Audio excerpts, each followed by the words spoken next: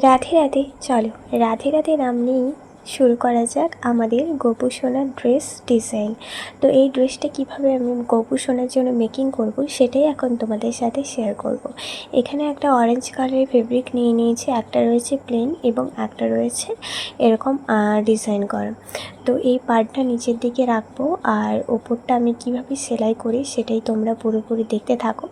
আর এটা অনেক দিন আগেকার ভিডিও, শীতকালে আমি শ্যুট করেছিলাম।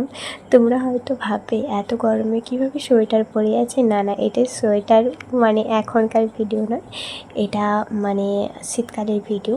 তো যাই হোক, এখানে দেখো উপরের দিকে এক্সট্রা যে কাপড়টা ছিল সেটা আমি ফোল্ড করে ভেতরের দিকে করে নিয়েছি। তারপরে একদম মুড়ি বরাবর পাড়ের উপর থেকে সেলাই করে নিচ্ছি। তো সেলাই করা হয়ে গেছে, এবারে আমি নিচের দিকটা মুড়ে নেব, মানে জামার যে নিচের অংশটা হবে সেই অংশটা এখানে ডবল ফোল্ড করে আমি পুরো অংশটা আগে সেলাই করে নেব।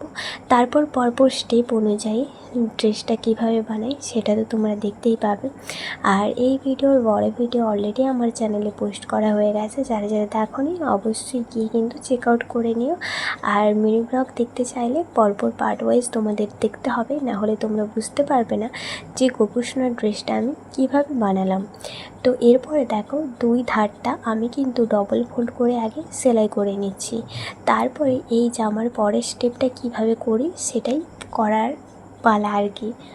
তো দেখো দুই সাইডটা আমি কিন্তু এখানে ফোল্ড করে সেলাই করে নিলাম। তো দেখা হচ্ছে নেক্সট পার্টে। রাধে রাধে।